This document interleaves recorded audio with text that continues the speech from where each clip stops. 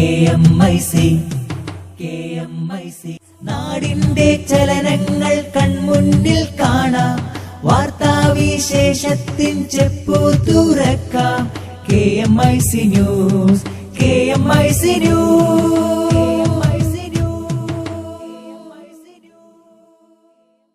അസ്സലാമു അലൈക്കും വറഹ്മത്തുള്ളാഹി വബറകാതുഹു.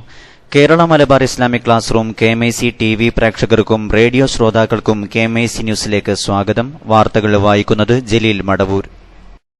പ്രധാന വാർത്തകൾ.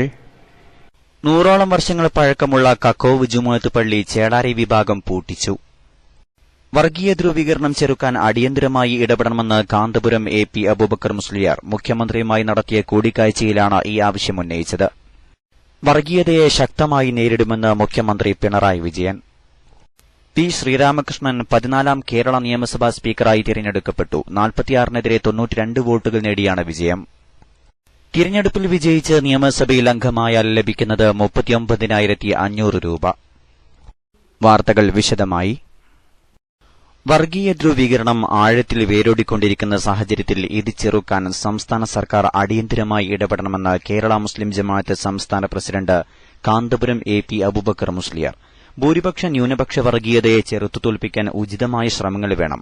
അസഹിഷ്ണുത വലിയ തോതിൽ കേരളത്തിൽ വ്യാപിക്കുകയാണ്. കേരളത്തിലെ തൊഴിലില്ലായ്മ പരിഹരിക്കാനും വിദ്യാഭ്യാസത്തിന്റെ ഗുണനിലവാരം ഉയർത്താനും സർക്കാർ മേഖലയിലും സ്വകാര്യ മേഖലയിലും പദ്ധതികൾ വേണമെന്നും ഇതിനായി നടപടിക്രമങ്ങൾ ലഘൂകരിക്കണമെന്നും കാന്തപുരത്തിന്റെ നേതൃത്വത്തിൽ സുന്നി നേതാക്കൾ മുഖ്യമന്ത്രിയുമായി നടത്തിയ കൂടിക്കാഴ്ചയിൽ ആവശ്യപ്പെട്ടു. മതിയായ തൊഴിലവസരങ്ങൾ ഇല്ലാത്തതിനെ തുടർന്ന് IT മാനേജ്മെന്റ് രംഗങ്ങളിൽ ഉൾപ്പെടെ അഭ്യസ്ത വിദ്യർ അന്യനാടുകളെ ആശ്രയിക്കുകയാണ്. ഗുണമേന്മയുള്ള വിദ്യാഭ്യാസം നേടാൻ മറ്റ് സംസ്ഥാനങ്ങളെയും വിദേശ രാജ്യങ്ങളെയും ആശ്രയിക്കേണ്ട സ്ഥിതിയുണ്ട്. ഈ സാഹചര്യത്തിൽ കേരളത്തിൽ തന്നെ മികച്ച വിദ്യാഭ്യാസ സ്ഥാപനങ്ങളും തൊഴിൽ സംരംഭങ്ങളും ആരംഭിക്കണം. ഇതിനായി വിദ്യാഭ്യാസ സ്ഥാപനങ്ങൾ ആരംഭിക്കുന്നതിനുള്ള നൂലാമാലകൾ ഒഴിവാക്കണം. അന്താരാഷ്ട്ര ഭാഷയായ അറബിയുടെ പ്രാധാന്യം കണക്കിലെടുത്ത് കേരളത്തിൽ അറബിക് സർവകലാശാല സ്ഥാപിക്കണമെന്നും നേതാക്കൾ ആവശ്യപ്പെട്ടു. പ്രവാസികളുടെ ക്ഷേമത്തിന് കൂടുതൽ പദ്ധതികൾ ആരംഭിക്കണം. കേന്ദ്ര സർക്കാർ നിർത്തലാക്കിയ പ്രവാസികാര്യ വകുപ്പ് പുനഃസ്ഥാപിക്കാൻ സംസ്ഥാന സർക്കാർ സമ്മർദ്ദം ചെലുത്തണം. കരിപ്പൂർ വിമാനത്താവളം പൂർണ്ണതോതിലാക്കാൻ അടിയന്തര നടപടി വേണം. അനാഥാലയങ്ങളെ ജുവനൈൽ ജസ്റ്റിസ് ആക്ടിന്റെ പരിധിയിൽപ്പെടുത്തുമ്പോൾ സ്ഥാപന നടത്തിപ്പിലുണ്ടാകുന്ന പ്രായോഗിക പ്രശ്നങ്ങൾ പരിഹരിക്കാൻ അടിയന്തര നടപടി വേണം. സ്ത്രീ സുരക്ഷ ഉറപ്പാക്കാനും ന്യൂനപക്ഷങ്ങൾക്കും മറ്റ് പിന്നാക്ക ദളിത് വിഭാഗങ്ങൾക്കും നീതി ഉറപ്പാക്കാനും സംസ്ഥാന സർക്കാർ മുൻഗണന നൽകണമെന്നും സുന്നി നേതാക്കൾ ആവശ്യപ്പെട്ടു.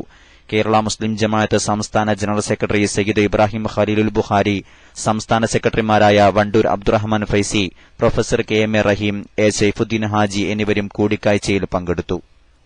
വർഗീയ ധ്രുവീകരണം ഒരിക്കലും അനുവദിക്കില്ലെന്ന് പിണറായി വിജയൻ വ്യക്തമാക്കി. വർഗീയ ധ്രുവീകരണം ഒരിക്കലും വെച്ച് പൊറുപ്പിക്കില്ല, ശക്തമായി നേരിടുമെന്നും മുഖ്യമന്ത്രി പറഞ്ഞു. വർഗീയ ശക്തികൾ നമ്മുടെ നാട്ടിൽ പലതരത്തിൽ പ്രവർത്തിച്ചുകൊണ്ടിരിക്കുന്നുണ്ട്. ആ വർഗീയ ശക്തികളുടെ പ്രവർത്തനത്തെ നാം ഗൌരവമായിട്ട് തന്നെ കാണണം. വർഗീയത അതിനോടൊരു വിട്ടുവീഴ്ചയും ചെയ്യാനാവില്ല.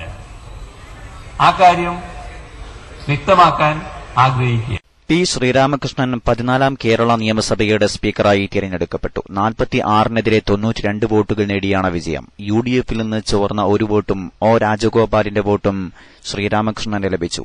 വോട്ട് കണക്കുകളിലെ ആശയക്കുഴപ്പത്തിനിടയിലും സഭ ആഹ്ലാദത്തോടെയാണ് യുവ സ്പീക്കറെ വരവേറ്റത്. Protem speaker S. Sharma vote രേഖപ്പെടുത്താത്ത സാഹചര്യത്തിൽ 90 വോട്ടുകളാണ് ഇടതുമുന്നണി പ്രതീക്ഷിച്ചത്.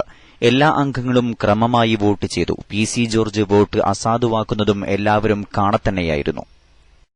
എന്നാൽ വോട്ടെണ്ണിയപ്പോൾ P. ശ്രീരാമകൃഷ്ണന് 92 വോട്ട്. UDF-ന് സ്ഥാനാർത്ഥി VP സജീന്ദ്രന് കിട്ടിയത് 46 വോട്ട്. കിട്ടേണ്ടതിനേക്കാൾ ഒരു വോട്ട് കുറവ്. അപ്രതീക്ഷിതമായി അധികം കിട്ടിയ 2 വോട്ടുകൾ ഇടതുമുന്നണിക്ക് ആഹ്ലാദമല്ല പകർന്നത്. ഇത് എന്താണെന്നുള്ള അമ്പരപ്പും രാഷ്ട്രീയമായി എങ്ങനെ വിശദീകരിക്കുമെന്ന ആശയക്കുഴപ്പവും ഭരണപക്ഷത്ത് കാണാമായിരുന്നു. 90 ഇടതു വോട്ടുകളും BJP അംഗമായ രാജഗോപാലിന്റെ വോട്ടും കൂടാതെ UDF-ൽ നിന്ന് മനഃപൂർവ്വമോ അല്ലാതെയോ ചോർന്നുവന്ന ഒരു വോട്ടും ശ്രീരാമകൃഷ്ണന് ലഭിച്ചു. ഈ ആശയക്കുഴപ്പത്തിനിടയിലും സഭ ഒന്നടങ്കം പുതിയ സ്പീക്കറെ വരവേറ്റു. മുഖ്യമന്ത്രിയും പ്രതിപക്ഷ നേതാവും ഒരുമിച്ച് പുതിയ സ്പീക്കറെ ഇരിപ്പിടത്തിലേക്ക് ആനയിച്ചു. ചുമതല ഏറ്റെടുത്ത ശേഷം രാഷ്ട്ര നേതാക്കളുടെ സ്മരണയ്ക്ക് ആദരാഞ്ജലി. തുടർന്ന് ഓഫീസിലെത്തി. ഭൂരിപക്ഷമില്ലാതെയാണെങ്കിലും ഭൂരിപക്ഷത്തോടു കൂടെയാണെങ്കിലും നിയമസഭയിലെത്തിയാൽ എംഎൽഎമാർക്ക് എന്താണ് ലഭിക്കുന്നത്? വിശദാംശങ്ങൾ കരീം എലംകുളം നൽകുന്നു. കേരളത്തിൽ നിയമസഭാംഗമാകുന്നവർക്ക് ശമ്പളവും അലവൻസും അടക്കം പ്രതിമാസം 39,500 രൂപ ലഭിക്കും. സിറ്റിംഗ് ഫീ, മെഡിക്കൽ, യാത്രാ ആനുകൂല്യങ്ങൾ വേറെയും ലഭിക്കും. അണ്ടർ സെക്രട്ടറി റാങ്കിൽ കവിയാത്ത സർക്കാർ ജീവനക്കാരനെ സ്റ്റാഫായി നിയമിക്കാം. ഇതിനു പുറമെ 12,500 രൂപ ശമ്പളത്തിൽ 2 പേരെ താൽക്കാലികമായി നിയമിക്കാം. എംഎൽഎ ആയ ശേഷം പരാജയപ്പെട്ടാൽ അടുത്ത മാസം മുതൽ പെൻഷൻ ലഭിക്കും. വീണ്ടും ജയിച്ചാൽ എംഎൽഎയുടെ ശമ്പളം മാത്രം. ശമ്പളവും പെൻഷനും ഒരുമിച്ച് കിട്ടില്ല. എംഎൽഎമാർക്ക് കിട്ടുന്ന ആനുകൂല്യങ്ങൾ ഇനി പറയുന്നു. പ്രതിമാസ വേതനം 1000 രൂപ, നിയോജക മണ്ഡല അലവൻസ് 12,000 രൂപ, ഫോൺ അലവൻസ് 7,500 രൂപ, ഇൻഫർമേഷൻ അലവൻസ് 1000 രൂപ, സംച്വറി അലവൻസ് 3,000 രൂപ, മിനിമം TA 15,000 രൂപ, ആകെ 39,500 രൂപ. നിയമസഭ കൂടുമ്പോഴും നിയമസഭാ കമ്മിറ്റികളിൽ പങ്കെടുക്കുമ്പോഴും കേരളത്തിനകത്ത് 750 രൂപയും കേരളത്തിന് പുറത്ത് 900 രൂപയും. എംഎൽഎക്കും കുടുംബത്തിനും മെഡിക്കൽ ആനുകൂല്യങ്ങൾ എത്ര വേണമെങ്കിലും ലഭിക്കും. ഇനി യാത്രാ ആനുകൂല്യങ്ങൾ പറയുന്നു. റോഡ് യാത്രയ്ക്ക് 1 കിലോമീറ്ററിന് കേരളത്തിനകത്ത് 7 രൂപയും കേരളത്തിന് പുറത്ത് 6 രൂപയുടെയും ഭത്ത. റെയിൽവേ യാത്രയ്ക്ക് കിലോമീറ്ററിന് 25 പൈസ ഇൻസിഡൻഷ്യൽ എക്സ്പെൻസ്. പ്രതിവർഷം 2.75 ലക്ഷം രൂപയുടെ യാത്രാ കൂപ്പൺ. റെയിൽവേയുടെ ഏതു ക്ലാസ്സിലും എംഎൽഎയുടെ ഭാര്യ അല്ലെങ്കിൽ ഭർത്താവ്, മറ്റൊരു സഹായി എന്നിവർക്ക് യാത്ര ചെയ്യാം. കെഎസ്ആർടിസി ബസ്, ജലഗതാഗത വാഹനങ്ങൾ എന്നിവയിൽ സൌജന്യ യാത്ര. മറ്റ് ആനുകൂല്യങ്ങൾ ഇനി പറയുന്നു. 5 ലക്ഷം രൂപയുടെ പലിശരഹിത വാഹന വായ്പ, 10 ലക്ഷം രൂപയുടെ 4% പലിശ നിരക്കിലുള്ള ഭവന വായ്പ, പ്രതിവർഷം 15,000 രൂപയുടെ പുസ്തകങ്ങളും വാങ്ങാം. KMIC ന്യൂസിനു വേണ്ടി കരീം ഏലംകുളം. ഇടവേളയ്ക്ക് ശേഷം വാർത്തകൾ തുടരും.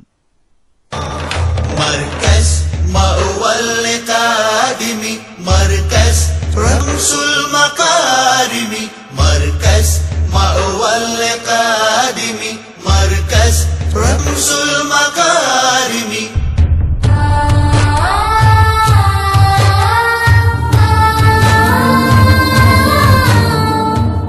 മർക്കസ് 38 വർഷങ്ങൾ കൊണ്ട് പൂർത്തിയാക്കിയത് വിദ്യാഭ്യാസത്തിന്റെയും ജീവകാരുണ്യത്തിന്റെയും സമാനതകളില്ലാത്ത മുന്നേറ്റങ്ങളാണ്. കേരളത്തിനകത്തും പുറത്തും മികച്ച രീതിയിൽ ജീവകാരുണ്യ പ്രവർത്തനങ്ങൾക്ക് നേതൃത്വം നൽകുന്ന ഒരു മഹാപ്രസ്ഥാനമാണിന്ന് മർക്കസ്. അനാഥകളെയും അഗതികളെയും സംരക്ഷിച്ച, വീടില്ലാത്തവന് അഭയം നൽകിയ മുഹമ്മദ് റസൂൽ സല്ലല്ലാഹു അലൈഹി വസല്ലമയുടെ മാതൃകകളാണ് മർക്കസിലൂടെ കാന്തപുരം ഉസ്താദ് പൂവണിയിക്കുന്നത്. ജീവകാരുണ്യ രംഗത്തെ മർക്കസിന്റെ പുതിയൊരു സംരംഭമാണ് ജൂൺ 5-ന് താത്തൂരിൽ ആരംഭിക്കുന്നത്. Markaz dream valley. ഭൂമിയോ കിടപ്പാടമോ ഇല്ലാത്ത 10 കുടുംബങ്ങൾക്ക് 10 വീടുകൾ നിർമ്മിച്ചു നൽകി മാതൃകയാകുന്നു മർക്കസ് സഖാഫത്തി സുന്നി. പുല്ലൂരാമ്പാറ ഉരുൾപൊട്ടലിൽ വീടും സ്ഥലവും നശിച്ച തിരുവമ്പാടി സ്വദേശി ഹമീദിന്റേതാണ് ഒരു കുടുംബം. വയനാട് പുത്തൂർ മലക്കാരിയായ റഷീദയും 3 മക്കളുമാണ് മർക്കസ് ഡ്രീം വാലിയിലെത്തുന്ന മറ്റൊരു കുടുംബം.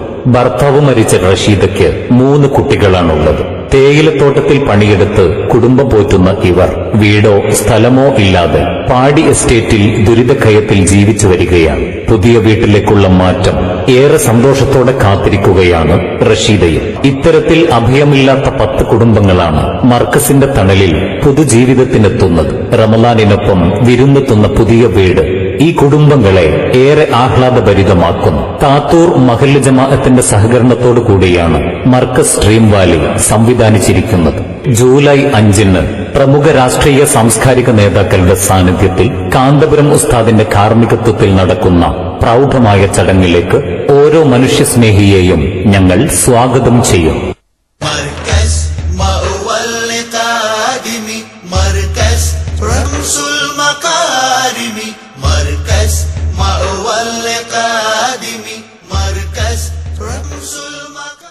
വാർത്തകൾ തുടരുന്നു. സംഘടനാ വാർത്തകൾ.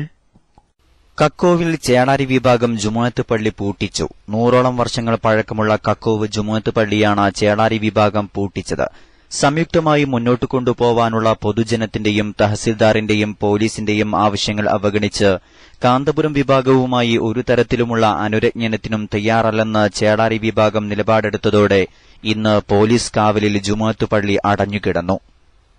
ശാന്തിയുടെയും സമാധാനത്തിന്റെയും അന്തരീക്ഷം തകർന്ന് പോലീസിനും ബഹളത്തിനും ഇടയിൽ അകപ്പെട്ട ഇതര മതസ്ഥരുടെ അടക്കം പരാതികളായിരുന്നു പള്ളിപ്രശ്നം അന്വേഷിച്ച് കക്കോവിലെത്തിയ KMIC ന്യൂസ് സംഘത്തിന് കേൾക്കാൻ സാധിച്ചത്. വാഴക്കാട്ടുകാരൻ ലീഗ് നേതാവടക്കം ചിലരുടെ ഇടപെടലിലൂടെ കക്കോവിലെയും പരിസരത്തെയും പള്ളികൾ തട്ടിയെടുക്കാൻ ആസൂത്രിത ശ്രമങ്ങളാണ് നടന്നുകൊണ്ടിരിക്കുന്നത്. ജുമുഅ മുടങ്ങരുതെന്ന ഉദ്ദേശത്തോടെ സുന്നി വിഭാഗം എല്ലാ വിട്ടുവീഴ്ചകൾക്കും തയ്യാറായെങ്കിലും ജുമുഅ മുടങ്ങിയാലും പള്ളി പൂട്ടിക്കിടന്നാലും കാന്തപുരം വിഭാഗവുമായി ഒരു ചർച്ചയ്ക്കും തയ്യാറല്ലെന്ന നിലപാടാണ് ചേളാരി വിഭാഗം സ്വീകരിച്ചത്. 100ഓളം വർഷങ്ങൾ പഴക്കമുള്ള ജുമുഅത്ത് പള്ളിയിലെയും കക്കോവിലെയും സൌഹൃദാന്തരീക്ഷം തകരാനുണ്ടായ കാരണം കക്കോവിലെ ഹൈന്ദവ സുഹൃത്തുക്കളോട് അന്വേഷിച്ചപ്പോൾ അവർ KMIC ന്യൂസിന് നൽകിയ പ്രതികരണം ഇങ്ങനെ. പേരെന്താണ്? പേര് പരമേശ്വരൻ. പരമേശ്വരൻ.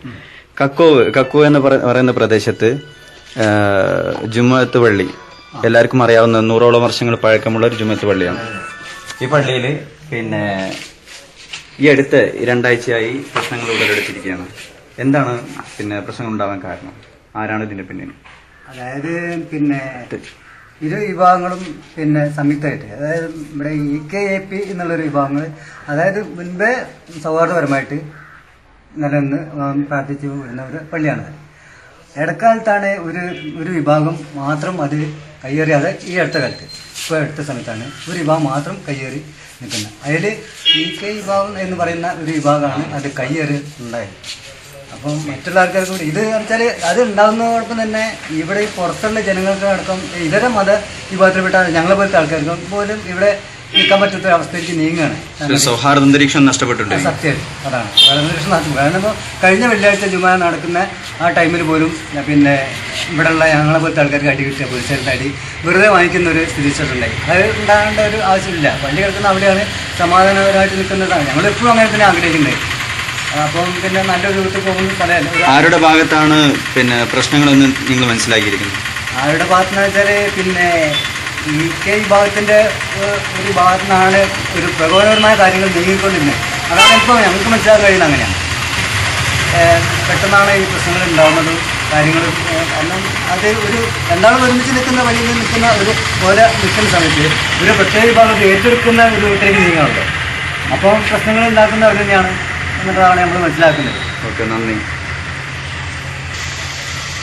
എന്താണ് പേര്? പ്രവീൺ കുമാർ. എന്താണ് അഭിപ്രായം? കക്കോ ജുമുഅത്ത് പള്ളിയിൽ പ്രശ്നങ്ങൾ ഉടലെടുത്തിരിക്കുന്നു. കക്കോ പ്രദേശത്താകെ ഒരു സംഘർഷാവസ്ഥയിലേക്കാണ്. എന്താണ് അഭിപ്രായം? അഭിപ്രായം പറയാമെന്ന് പറഞ്ഞിരിക്കുകയാണെങ്കിൽ ഇപ്പോൾ ഈ ഒരു പ്രശ്നം ഉടലെടുത്തതിന് ശേഷം ഇപ്പോൾ നാട്ടിൽ തീരെ നിൽക്കാൻ പറ്റാത്തൊരവസ്ഥയാണ്. പോലീസ് സ്ഥിരമായിട്ട് നാട്ടിലുണ്ട്. ഒരു വളരെ സൗഹാർദ്ദപരമായിട്ട് ഇതുവരെ നീങ്ങിയ പള്ളിയാണെന്നാണ് മനസ്സിലാക്കുന്നത്. നമ്മളൊക്കെ നമ്മളെ അച്ഛന്മാരും നമ്മളെ പൂർവികന്മാരൊക്കെ ഉള്ള സമയത്ത് തന്നെ വളരെ സമാധാനപരമായിട്ട് നിലനിന്ന് പോന്നിരുന്ന അന്യവിഭാഗം നടത്തുക അങ്ങനത്തെ രീതിയിലല്ലാണ്ട് എല്ലാ മുസ്ലിം സമുദായത്തിൽപ്പെട്ട ഒരുപാട് ആളുകൾ നേതൃത്വം കൊടുത്തുകൊണ്ട് നടത്തിയിരുന്നൊരു വഴിയാണ്. ഇത് പെട്ടെന്ന് 2006 മുതലൊക്കെ 2005 അവസാനം 2006 മുതലൊക്കെയാണ് ഇതിൻ്റെ സ്റ്റാർട്ടിങ്, പ്രശ്നങ്ങളുടെ തുടക്കം.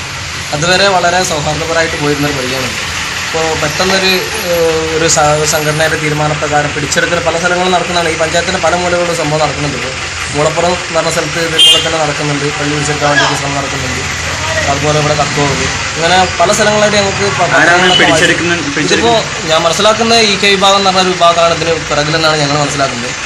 പൊതുജനം മനസ്സിലാക്കുന്നത് അങ്ങനെ തന്നെയാണ്. അതുവരെ പ്രശ്നമൊന്നും ഉണ്ടായിരുന്നില്ല. ഇനിയിപ്പോൾ ഇതിൻ്റെ പ്രശ്നങ്ങൾ ഉണ്ടായതിന് ശേഷം തന്നെ പലതവണ ഇരുകൂട്ടരെയും വിളിച്ച് സംസാരിച്ച് നല്ല രീതിയിൽ പോകണം എന്നുള്ള ചർച്ച വന്ന സമയത്ത് പോലും AP വിഭാഗം എന്ന് പറയുന്ന കാന്തപുരം വിഭാഗം ഒരു പരിധിവരെ അതിനോട് സഹകരിച്ചുകൊണ്ടിരുന്നതാണ്. പഴയ രീതിയിൽ 2004 ഉടമ്പടി പ്രകാരം തന്നെ പള്ളി നടന്നു പോകട്ടെ എന്നുള്ള തീരുമാനത്തിൽ പോയ ആളുകളാണ് AP വിഭാഗം. പക്ഷെ അതിന് ഒരു നിലയ്ക്ക് കൂട്ടുനിൽക്കാത്തൊരവസ്ഥയാണ് EK വിഭാഗത്തിൽ ഉണ്ടായത്.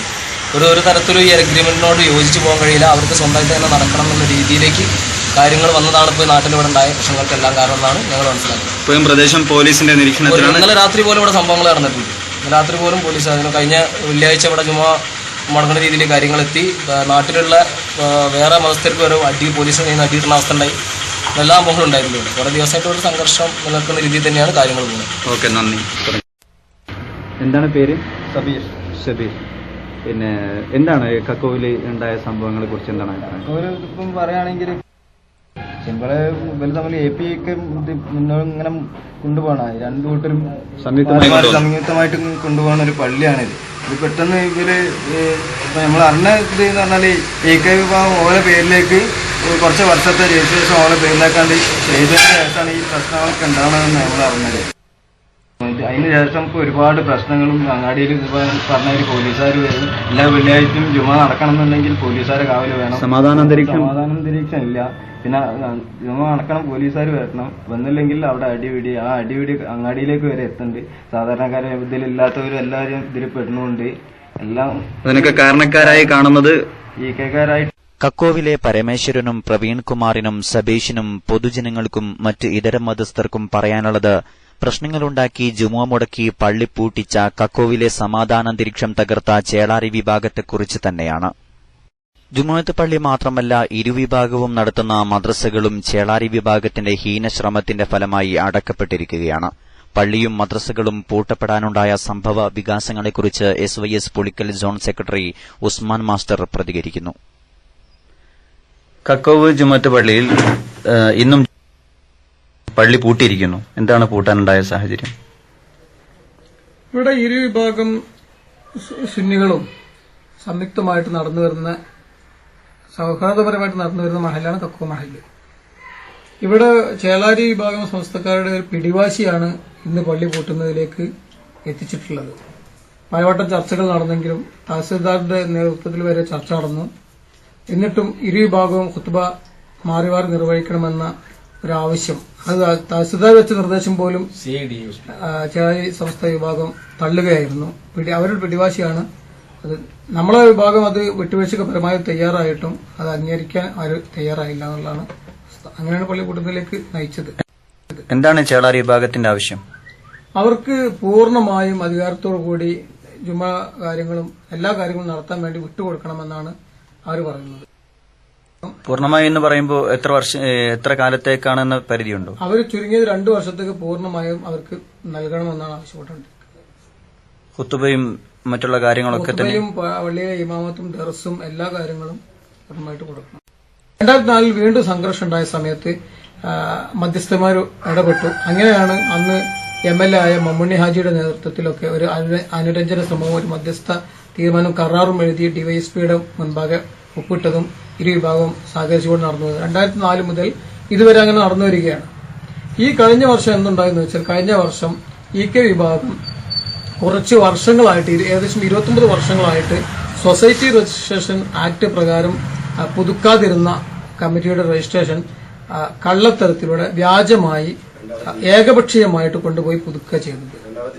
അത് തന്നെ നിലവിലുള്ള കമ്മിറ്റികൾ 1-2 പേരെ തിരികെ കയറ്റുകയും ഒക്കെ ചെയ്തുകൊണ്ട് മരണപ്പെട്ടവരുടെ വ്യാജ ഒപ്പുപേരിട്ടുകൊണ്ടാണ് EK വിഭാഗം പുതുക്കിയിട്ടുള്ളത്. ഇതാണ് പ്രശ്നത്തിന് അന്ന് കഴിഞ്ഞ വർഷം തുടക്കമിട്ടത്.